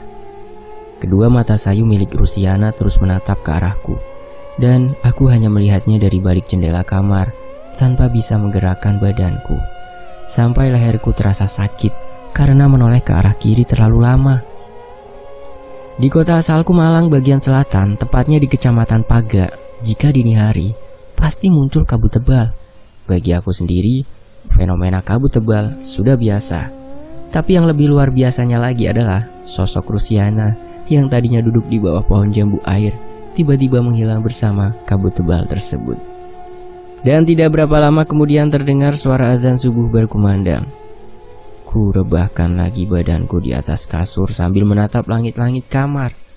Sosok Rusiana terus terbayang di dalam pikiranku. Kebanyakan orang beranggapan bahwa orang yang mati secara tidak wajar akan menjadi arwah penasaran dan terus bergentayangan sampai 7 atau bahkan 40 harinya. Tidak bisa kubayangkan jika Rusiana akan terus datang pada malam hari dan menghantui siapa saja, termasuk diriku, selama 40 hari setelah ia meninggal. Padahal baru 3 hari yang lalu dia meninggal sudah membuat gempar sebagian tetangga, apalagi desas-desus tentang kematiannya. Lampu ruang tengah menyala, pertanda ayah dan ibuku sudah bangun dan bersiap untuk ke musola. Pagi itu mereka tidak membangunkan aku. Meski sebenarnya aku sudah bangun, tapi untuk pergi ke musola, rasanya badanku terlalu lemas. Singkat cerita, sudah jam 8. "Rin, bangun nak!" Suara ibu membangunkan diriku. Mendengar jam 8, tubuhku refleks bangun dari posisi tidur karena waktu berangkat kerja sebentar lagi. Buru-buru aku memasuki kamar mandi, lalu segera meraih sikat gigi beserta pasta giginya. Tanpa mandi terlebih dahulu, yang penting cuci muka agar terlihat segar. "Mau kemana?" tanya ibuku dengan suara lirih sambil melihatku penuh keheranan. "Kerja, Bu," jawabku hampir terbata. Baru kuingat jika minggu ini waktu kerjaku shift sore. Hampir saja aku panik karena takut terlambat berangkat kerja. Tiba-tiba datang Pungki dan mengabarkan jika Nurul meninggal dunia. Innalillahi. Aku dan ibu yang mendengar berita tersebut langsung kaget secara bersamaan. Padahal baru semalam aku melihatnya kesurupan, dan setelah itu aku tidak tahu lagi tentang kabarnya. Karena mendadak pocong yang menyerupai Rusiana muncul dan memporak-porandakan kami yang berkerumun di depan rumah Nurul. Innalillahi wa inna ilaihi raji'un, ucapku serempak bersama ibu. Kemudian ibu yang tadinya hendak membuka warungnya mengurungkan niatnya. Lalu saat itu juga ibu mengambil jilbab dan langsung pergi ke rumah Nurul. Kapan meninggalnya? Tanyaku pada Pungki saat itu. Baru saja, Mbak, jawab Pungki lesu. Dari wajahnya terlihat kurang tidur semalaman ini. Siapa saja yang sudah di sana? Tanyaku kemudian. Kematian Nurul sama sekali tidak terduga oleh kami. Padahal gadis tersebut baru menginjak bangku SMP. Tidak nyusul bude, Mbak, ajak Pungki saat itu. Duluan saja, aku menyusul nanti, jawabku pelan lalu memasuki kamar. Tidak berapa lama kemudian datang dua makhluk bernama Esti dan Susi. Rin. Suara keras Susi memanggil namaku. Seperti biasa, Esti tanpa pamit terlebih dahulu langsung nyelonong masuk ke kamar lalu merebahkan tubuhnya di atas ranjang tidurku. Kemarin Rusiana, sekarang Nurul. Meninggalnya pada mendadak semua. Bikin susah buat bekerja saja, gerutu Esti sambil memainkan gawainya. Kamu katanya habis dihantui Rusiana, benarkah? Tanya Susi padaku, seolah tidak peduli denganku yang sedang berganti baju. Iyo, jawabku tegas. Kemudian Susi memberikan solusi dengan memasukkan akun sosmed milikku ke dalam suatu grup mistis, dan seluruh isinya penuh dengan berbagai orang-orang ahli spiritual. Singkat cerita, sore hari setelahnya pulang dari rumah Nurul, ku coba mengecek grup yang tadi disarankan oleh Susi. Kemudian ku tulis sebuah status yang isinya tentang keluhan yang sedang ku jalani saat ini, tentang Rusiana yang selalu menampakkan sosoknya padaku, dan juga tentang bisikan pelan Rusiana di telingaku. Mati, itu sepenggal kata bisikan suara Rusiana yang ku dengar. Tentang kekesalanku padanya, kenapa dia harus bunuh diri dan menghantui warga desa. Mungkin Rusiana sendiri tidak ingin menjadi arwah penasaran seperti sekarang ini, tapi mati dengan cara gantung diri seperti yang ia lakukan malah menjadi masalah bagi dirinya, juga bagi kami yang masih hidup. Jika ingin meninggal dengan tenang, kenapa tidak menunggu ajal datang saja? Pikirku. Dan apa sebenarnya masalah Rusiana sehingga ia nekat mengakhiri hidupnya? Seberapa beratkah masalah yang ia tanggung hingga dia sendiri tidak sanggup menjalaninya? Semakin kupikirkan semakin berat rasanya kepalaku saat itu. Hingga akhirnya status yang kubuat dibanjiri oleh notif. Banyak sekali isi komenan mereka. Ada yang bilang aku sedang ketempelan seseorang nenek-nenek. Ada yang bilang aku harus diruqyah, karena jika tidak aku akan sulit mendapatkan jodoh. Ada juga yang berkomentar jika aku sedang mendapat santet kiriman dari seseorang. Memang setelah 7 hari meninggalnya Rusiana, kampung menjadi normal kembali. Kami mulai melupakan kehadirannya sejak Rusiana tidak pernah menampakkan wujudnya kembali. Tetapi dengan kejadian tersebut, aku mulai sadar jika mereka yang tak kasat mata memang ada. Dan kalian tahu apa penyebab dia bergentayangan? Ternyata ia meninggal dibunuh oleh seseorang. Kenapa aku tahu? Karena sejak saat itu, aku merasakan kehidupan sehari-hari yang kujalani terasa berbeda. Karena aku bisa melihat mereka yang tidak kasat mata. Hampir saja aku stres dan putus asa dengan yang kualami. Karena setiap malam bahkan setiap waktu Rusiana selalu datang padaku untuk meminta pertolongan. Memang dia menunjuk seseorang yang telah membunuhnya. Namun hal itu juga membuatku merasa tertekan. Bagaimana tidak? Aku tahu pembunuh Rusiana, namun tidak bisa langsung menuduh tanpa adanya bukti yang kuat. Ditambah lagi dengan munculnya berbagai makhluk lain di kehidupanku. Tentu saja membuatku semakin terlihat aneh di mata orang lain. Dan tidak ada seseorang pun yang mempercayai diriku saat itu, bahkan keluargaku sendiri. Mengenai bagaimana aku bisa melihat mereka yang tidak kasat mata oleh mata biasa adalah ketika Rus meniup kedua mataku. Ceritanya saat itu 7 hari terakhir Rus menghantui desa, dia datang ke setiap rumah warga dengan wajah pucat. Ditambah lagi yang membuat kami ketakutan adalah dia berjalan pelan menghampiri rumah-rumah warga yang lalu mengetuk pintu setiap rumah. Rambut panjang dengan kepala tertekuk ke samping kiri, layaknya tulang leher yang patah. Dan malam itu dia mendatangi rumahku. Sekitar pukul 1 dini hari dengan suhu udara yang sangat dingin, aku terbangun. Karena kurasakan selimut yang kukenakan seperti ditarik ke arah bawah. Saat ku tarik kembali untuk menutupi badan, selimut tersebut kembali ditarik ke bawahnya. Kejadiannya terus berulang-ulang hingga akhirnya aku bangun lalu mengutuk siapa saja yang telah menarik selimut. Tanpa pikir panjang lagi, aku melanjutkan tidur karena kantuk yang tak bisa kutahan lebih lama lagi. Namun baru beberapa detik aku memejamkan mata, terasa ada yang aneh di tempat tidur malam itu. Posisinya saat itu aku tidur sambil memeluk guling dengan seluruh badan tertutup selimut tebal. Tiba-tiba beberapa helai rambut mengganggu dan membuat risih wajahku. Awalnya kukira itu adalah rambut milikku, namun ketika kembali kusibakan rambut tersebut seperti tidak ada habisnya. Untuk terakhirnya, jemari tangan menyentuh rambut tersebut baru terasa berbeda. Lebih kasar serta sangat lepek, dan tentunya sangat tebal dan panjang. Baru kusadari jika ternyata rambut tersebut bukanlah milikku. Sadar bahwa ada yang janggal, aku tidak berani membuka kedua mata saat itu, meski jantung sudah berdebar tak karuan dibuatnya. Dingin, amat dingin yang kurasakan saat itu. Guling yang semula menemani tidur setiap malam secara tiba-tiba berubah menjadi sosok tubuh manusia. Meski tidak melihatnya secara langsung, namun dari bentuk lekukannya dapat kupastikan jika itu adalah tubuh manusia dengan suhu badan yang teramat dingin. Hembusan nafas berat dan pelan dari belakang yang terasa dingin membuat aku terkejut seketika saat itu. Mataku terbuka namun lebih terkejut lagi karena saat tahu jika dugaanku ternyata benar, bahwa guling yang kupeluk berubah menjadi sosok Rusiana. Seluruh wajahnya tertutup oleh rambut tebal, hanya menyisakan kedua bola mata yang menatapku dari celah-celah rambut. Seluruh tubuh terasa lemas ketika saat itu juga. Namun, getaran di badan mulai muncul akibat rasa takut yang terus terpupuk oleh kehadiran Rusiana. Mental seolah ditekan sampai ke dasar sehingga yang bisa kulakukan hanyalah diam dalam kepasrahan. Menyerahkan semuanya pada Sang Pencipta adalah jalan satu-satunya yang bisa kutempuh. Bantal sudah basah kuyup oleh air mata, dan Rusiana masih menatap ke arahku lama.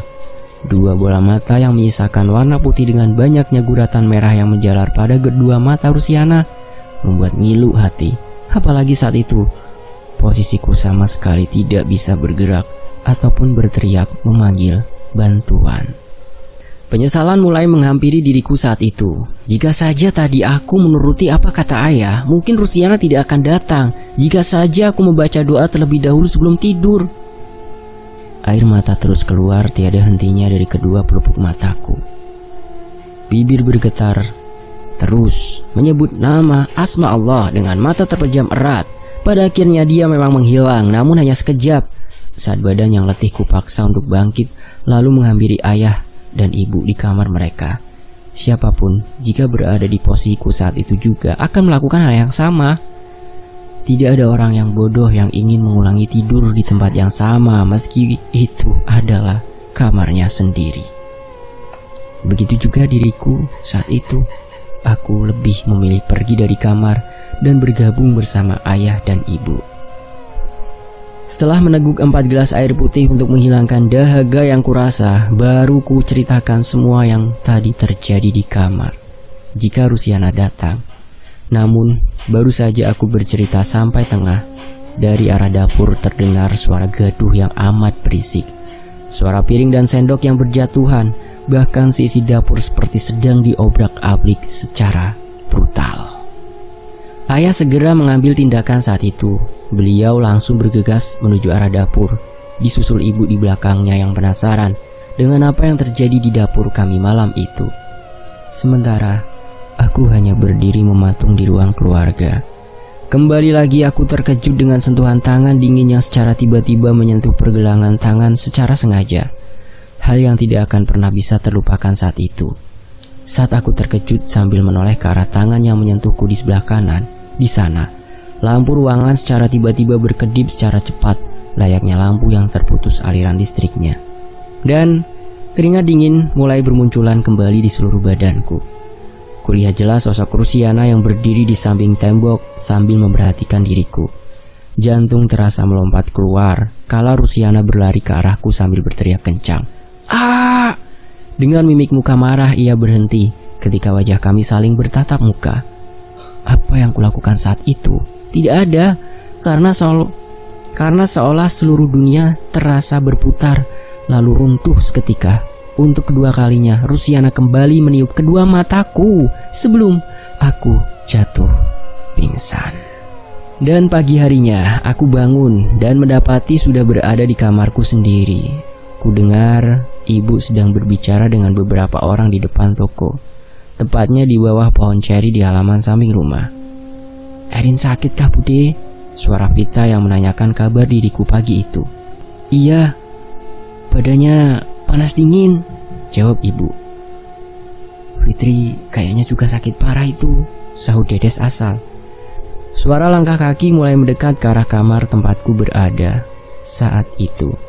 "Rin, pakai sakit segala, gak keren kalau kamu sakit," kata Susi yang langsung memasuki kamar lalu duduk di sisiku yang sedang tertidur lemah. "Kamu pikir aku ini setan apa? Gak boleh sakit?" jawabku dengan nada malas, lalu membenamkan wajahku di balik ban. Karena firasatku mengatakan jika salah satu dari mereka ada hubungannya dengan kematian Rusiana. Tanpa sadar aku sudah berjalan tergesa-gesa menghampiri wanita yang pingsan karena Rusiana tadi. Karsina? Kataku terbata, karena aku sendiri sebenarnya tidak percaya dengan yang kulihat saat itu. Bagaimana mungkin gadis polos seperti dia bisa melakukan hal yang tidak senonoh seperti itu? Apalagi dengan statusnya yang masih belum menikah. Lalu siapa sebenarnya pria yang tadi bersenggama dengannya? Pikiranku mulai menebak-nebak siapa pria tersebut. Banyak nama pria yang muncul dalam pikiranku, termasuk nama Ari.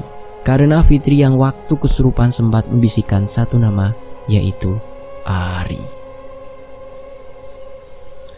Dan suatu keputusan konyol dengan memilih mengikuti arwah Rus yang sedang terbang mengejar pria yang belum kami tahu namanya tadi. Esti sangat antusias ketika itu. Semangatnya membuatku mengalahkan rasa takut dengan sosok Rusiana. Jujur saja saat itu aku mulai sadar jika sebenarnya Rus tidak menakuti atau bahkan menyakiti kami. Bahkan seolah Rus ingin menunjukkan siapa sebenarnya yang membunuhnya. Pekat malam mulai berubah karena kehadiran cahaya rembulan di malam hari. Jiwaku bergelora entah apa sebabnya. Seolah rasa penasaran dengan sosok pria yang sedang lari oleh kejaran Rus mengalahkan rasa takut. Beberapa kali juga aku dan Esti harus jungkir balik karena kaki kami terantuk gundukan tanah. Nafas kami saling memburu.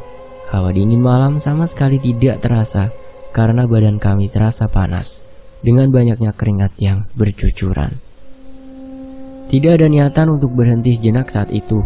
Kaki kami terus berlari mengikuti sayup-sayup suara tawa dari Rusiana yang terdengar amat menyeramkan. Suara tawa dari makhluk berwujud kuntilanak seolah sedang menikmati rasa takut buruannya. Semakin jauh kami berdua berlari, semakin menipis juga tenaga kami. Namun satu hal yang membuat semangat kami berdua terus berjuang yaitu tentang apa yang akan dilakukan Rusiana pada pria itu. Bayangan dalam pikiranku sedang memperagakan adegan Rusiana yang mencekek leher atau mencakar tajam yang keluar dari jemari Rusiana nantinya. Suara yang keluar dari mulutku tertahan kala kaki kanan kembali terantuk gundukan tanah keras. Secara refleks, tangan langsung memegang kerah jaket bagian belakang yang dikenakan Esti saat itu. Suara badan kami berdua yang jatuh tersungkur ke tanah secara bersamaan. Karena malam itu aku mengenakan celana berbahan jeans dengan sobekan kecil di bagian kedua lutut, membuat luka ringan serta sayatan kecil di lutut sebelah kiri. Mulut mengerang karena rasa sakit setelah terjatuh. Sementara Esti yang juga terjatuh tidak jauh dari posisiku berada saat itu juga terdengar mendesis merasakan nyeri. Jangan, Rus, tolong maafkan aku. Suara seorang pemuda terdengar memohon ampunan pada Rusiana dengan bibir gemetar ketakutan. Esti memandang ke arahku. Ia memberi isyarat agar kami lebih mendekat guna melihat apa yang sedang terjadi. Di sana, di tengah-tengah curah turunan yang tidak terlalu menjorok ke bawah, terlihat seorang pria tanpa satupun pakaian sedang berlutut sambil memohon ampun pada Rusiana yang berdiri tepat di depannya. Ampun, Rus, ampun, tolong maafkan aku. Kembali suara pemuda tersebut memohon ampun kepada Rusiana untuk kedua kalinya. Dari kedua pelupuk mata pemuda tersebut sudah dibanjiri oleh air mata penyesalan. Namun yang terjadi malah tidak ada jawaban dari mulut Rusiana saat itu. Bibirnya tetap terkatup dengan sorot mata kebencian, memandang ke arah pemuda yang sedang berlutut, memohon ampun padanya. Rio, desis Esti yang sedang tengkurap di sebelahku. Sebelumnya kami berdua sempat merayap bagaikan seorang tentara di tengah ladang yang ditanami bibit semangka.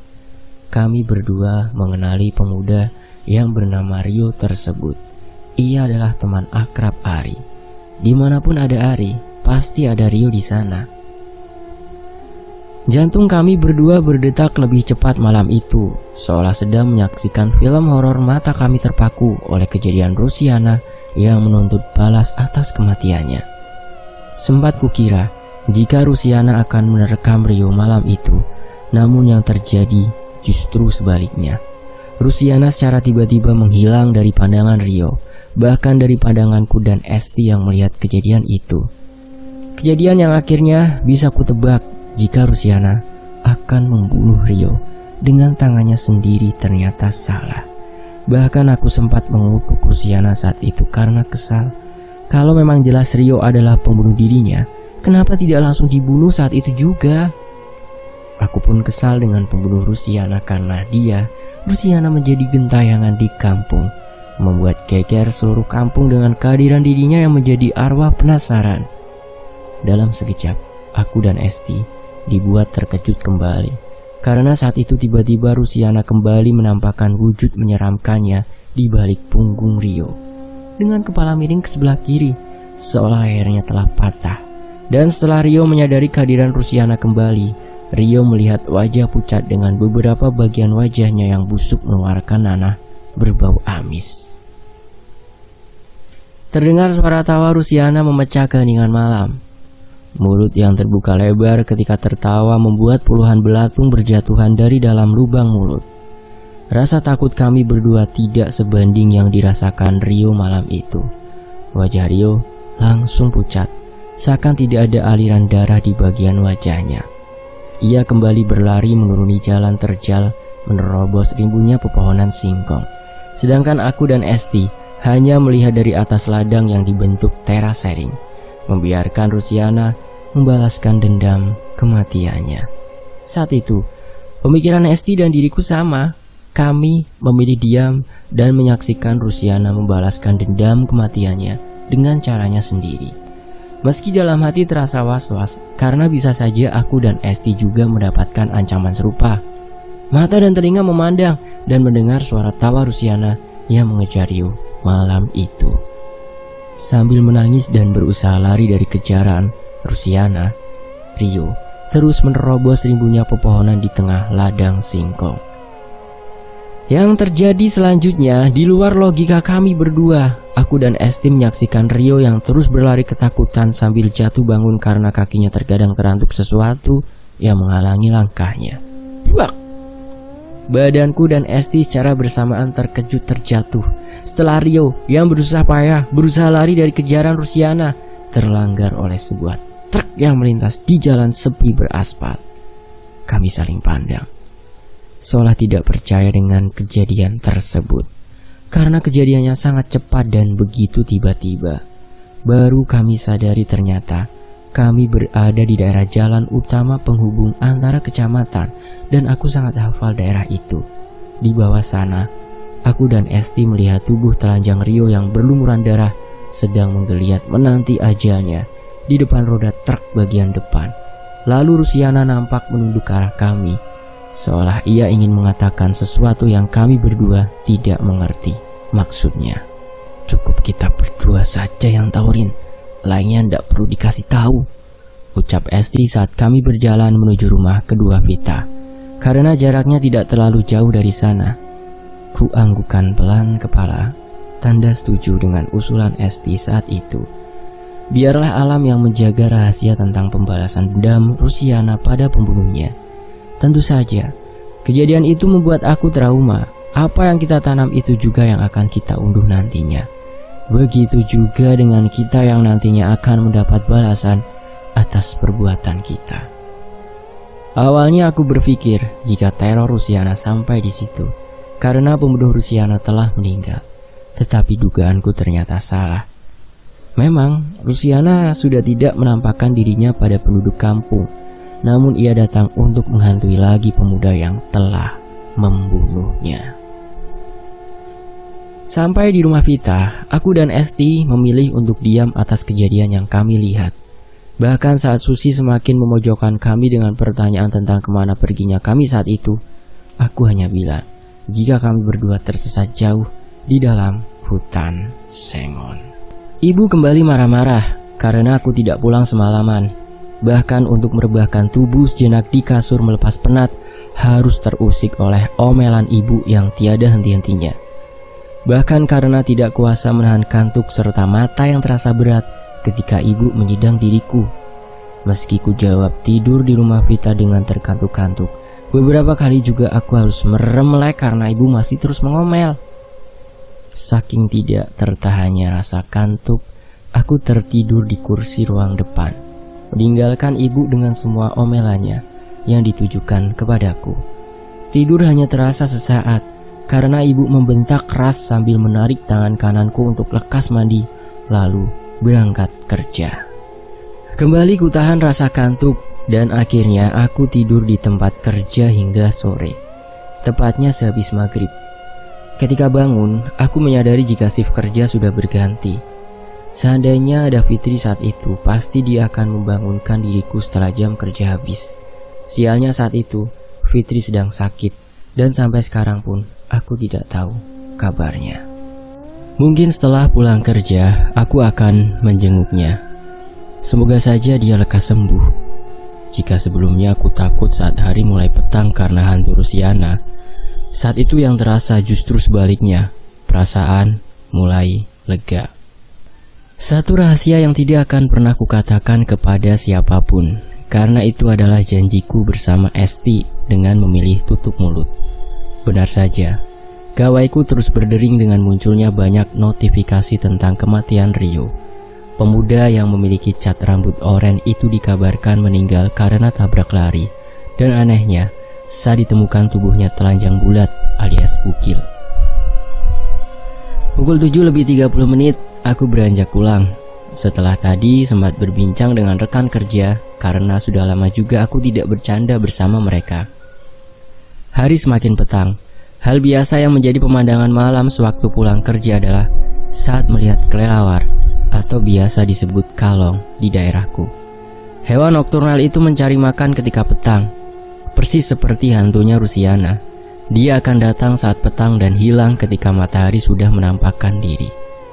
Sejenak aku sempat deg-degan ketika melewati jalan di area pemakaman. Apalagi setelah pemakaman adalah kebun jagung tempat Rusiana yang ditemukan meninggal dengan gantung diri di pohon kenitu. Terus kupanjatkan doa dalam hati agar tidak mendapat gangguan dari makhluk halus. Meski aku tahu bahwa Rusiana tidak berniat untuk menghantui diriku, namun kepalaku tidak berani menoleh ke area pemakaman serta kebun jagung. Padahal saat itu rasa penasaran sangat besar kurasakan. Kepala ingin menoleh ke arah kanan pada kebun jagung, tetapi hati berkata, jangan. Setelah melewati ladang jagung, perasaan terasa lega. Perkampungan dengan banyaknya lampu yang menerangi jalan sudah terlihat di depan mata. Dan saat itulah aku menyaksikan kejadian yang membuat terkejut sekaligus heran. Setelah melewati 2 rumah dari arah pemakaman akan ada pos ronda besar. Meski di area itu masih jarang dengan bangunan rumah, tetapi di sanalah tempat paling ramai. Bisa dibilang di pos ronda itu adalah tempat berkumpulnya para pemuda, baik dari tetangga kampung sebelah ataupun dari kampung seberang sungai. Beberapa pemuda nampak duduk sambil bercanda di dalam pos ronda. Di depan pos juga terlihat beberapa motor terparkir tidak teratur. Gelak tawa terdengar dari beberapa pemuda. Mungkin saat itu mereka sedang bermain kartu. Hanya berjarak beberapa meter saja, aku akan melewati mereka. Sudah biasa jika aku pulang malam, sapaan dengan nada godaan genit yang ditujukan untukku akan kembali terdengar. Tapi, sebelum aku sampai di depan pos ronda, para pemuda desa berteriak dan berlarian keluar dari pos terlebih dahulu. Beruntung jemari tangan kiri menekan rem secara cepat. Hampir saja aku menabrak Hasan yang lari terbirit-birit dari dalam pos dengan wajah pucat ketakutan tanpa ku tahu apa sebabnya. Sementara pemuda yang lain juga sama. Mereka lari pontang-panting tidak tentu arah, meninggalkan sandal beserta motor yang masih terparkir di depan pos ronda. Dengan cepat ku tahan lengan Hasan yang hendak meneruskan larinya. "Anak apa?" tanyaku dengan wajah penasaran akan kejadian yang membuat semua pemuda berlari dari dalam pos. "Pop, jawab suara Hasan tergagap. Pemuda dengan kulit coklat yang masih saudara denganku dari ayah itu gugup dengan napas tersengal tak beraturan. "Opo?" tegasku dengan menatap tajam wajah penuh rasa ketakutan Hasan. "Pocong, Mbak," jawab Hasan sambil memejamkan matanya. Setelah ia berusaha keras berkata, jika pocong yang membuat kerumunan pemuda di dalam pos porak-poranda. Dulu, Hasan!" teriakku ketika Hasan mulai lunglai, kemudian pingsan jatuh ke jalan aspal. Bisa-bisanya di saat seperti ini Hasan pingsan, batinku. "Pocong?" rilis suaraku sambil memandang ke dalam pos ronda. Seketika itu juga, hawa dingin mulai menekan rasa takutku, membuat hati ketar-ketir dengan jawaban Hasan. Kemudian di sudut pos ronda terlihat seorang pemuda yang sedang duduk meringkuk. Bisa kubayangkan jika saat itu ia sedang merasakan ketakutan yang amat besar. Kemudian dari sudut pos pandangan, kualihkan ke arah sisi kiri. Pandangan mataku terhalang oleh satu tiang belakang yang menyangga pos. Namun bisa kulihat dari balik tiang jika di sana ada sosok putih dengan ikatan di atas kepalanya tengah menghadap ke arah pemuda tadi. Jika aku saja yang saat itu dibuat takut dengan jantung yang berdetak semakin kencang, bagaimana nasib pemuda yang berhadapan langsung dengan pocong dengan kain kafan lusuh yang tengah melotot padanya? Lemas rasanya seluruh badan saat itu. Rasa penasaran yang semakin besar dengan sosok pocong yang tak lain adalah Rus itu membuat aku harus memaksa badan agar tetap tegak di atas motor. Keringat mulai membasahi kening. Beberapa kali tanganku menyeka, namun keringat terus bermunculan dari kening dan leher. Hingga kaos yang kututupi jaket basah oleh keringat. Kedua sepatu yang melekat di kaki sampai tak terasa ketika menginjak aspal jalan. Susah untuk dijelaskan perasaan dalam hati saat itu. Seakan ada sesuatu yang sedang menuntun diriku mendekat ke arah pos. Semakin jelas yang kulihat di dalam pos sana, Rusiana yang menampakkan wujud pocongnya saat itu tengah memandang ke arah pemuda yang ternyata adalah Ari. Dengan wajah lebam kebiruan serta kapas yang semula berwarna putih yang telah berubah menjadi warna merah. Kedua mata Rusiana yang hanya terlihat warna hitamnya melotot ke arah Ari yang meringkuk, dengan kedua tangan menghalangi wajahnya. Pemuda yang dulunya amat populer karena ganteng dan pemberani di antara pemuda-pemuda lainnya itu nampak ketakutan dengan badan bergetar, menyembunyikan wajah, serta tangisan akibat rasa takutnya. Semakin aku mendekat, bau kapur barus tercium tipis di hidung, bercampur dengan bau daun sirih dengan sedikit aroma melati juga mulai tercium. Detak jantungku semakin tak karuan, namun dalam perasaan, dalam hati mengatakan jika Rus tidak akan menyakiti diriku saat itu. Setelah aku mendekat dan melihat dengan kedua mataku sendiri, air mataku meleleh tanpa kusadari. seakan ikut merasakan beban yang ditanggung oleh Rus sebelum ia meninggal. Ada semacam luka dalam hati yang seolah merasakan kekecewaan yang teramat sangat, dan perasaan itu muncul dengan sendirinya secara tiba-tiba. Bibir bergetar pelan, ingin kupanggil Rus saat itu. Suara seakan tertahan, hingga ketika mulut terbuka, tidak ada suara yang keluar. Rus, suara berat terdengar pelan setelah aku berusaha. Dengan wujud pocong mengenakan kain kafan yang sudah lusuh, Rus menoleh ke arahku perlahan. Tatapan penuh kesedihan terpancar dari kedua matanya. Butiran air mata jatuh dari kedua pelupuk matanya. Sedangkan diriku saat itu juga tak kuasa menahan tangis dengan derayan air mata yang semakin banyak keluar, seolah ikut larut dalam kesedihan yang Rus rasakan saat itu. "Lorin, kamu ngapain?"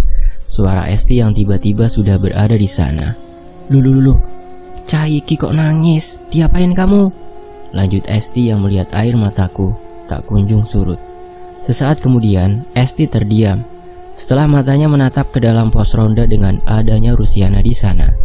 Mungkin awalnya Esti panik karena melihat tubuh Hasan yang tergeletak di tengah jalan. Kemudian melihat aku yang berdiri di depan pos.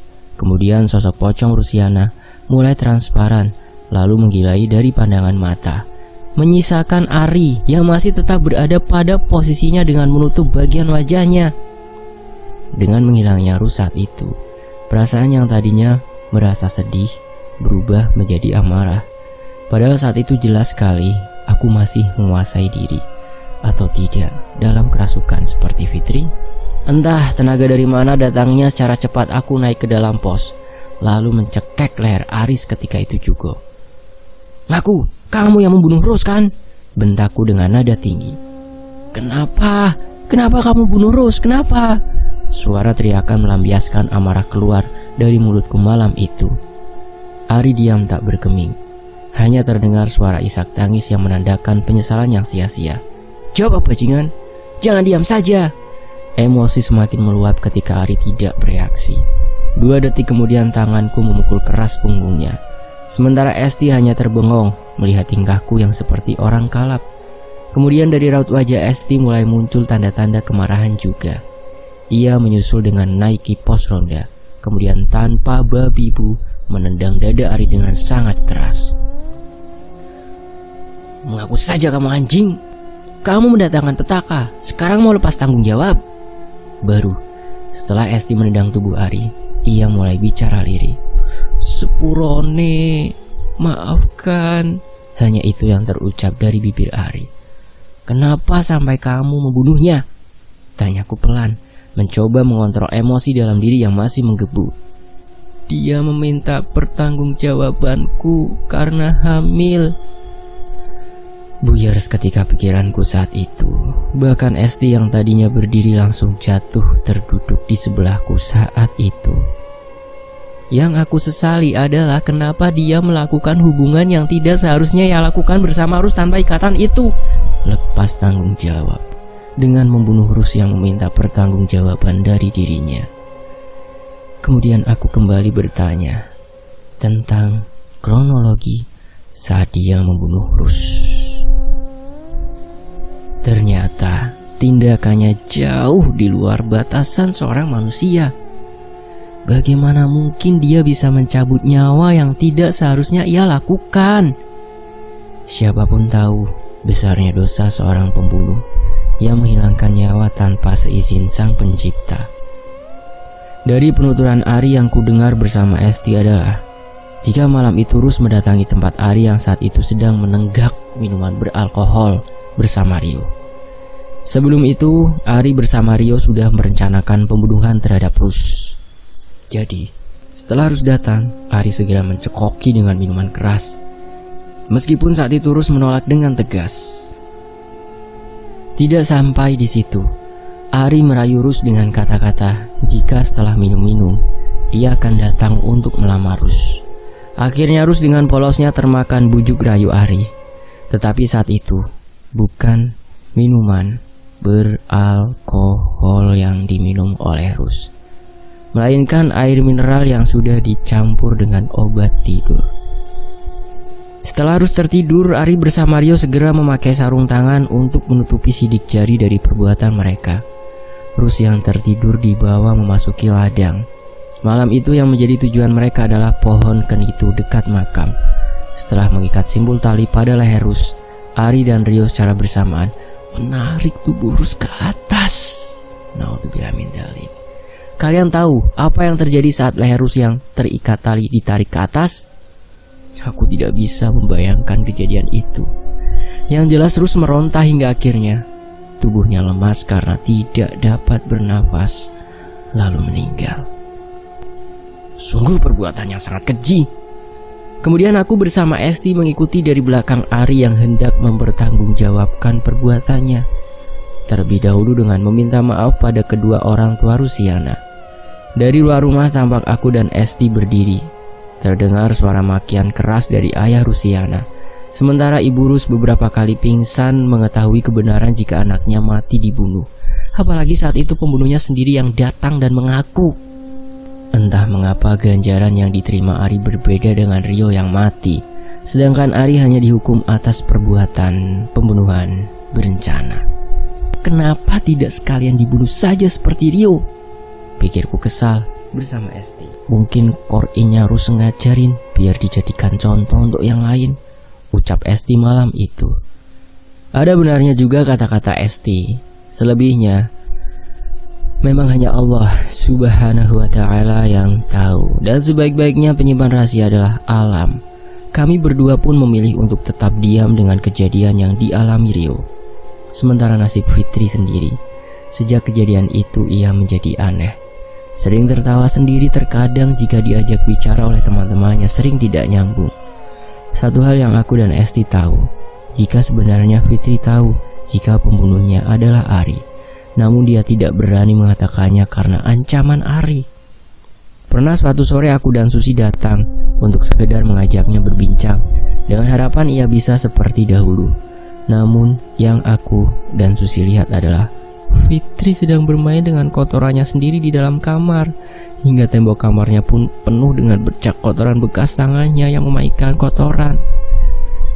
Dan selebihnya kami pasrahkan kepada Sang Pencipta, Allah Subhanahu wa ta'ala. Karena kodrat kita sebagai manusia tidak luput dari salah dan dosa. Sekian cerita tentang Rusiana. Semoga kita bisa mengambil hikmah dari cerita ini. Penulis Sepia pamit. Mampir ya ke channel saya yang baru tuh, ada di layar HP teman-teman ya. Kisah Istri Sang Juragan. Tinggal disentuh ya dan ditonton. Terima kasih teman-teman. Wassalamualaikum warahmatullahi wabarakatuh.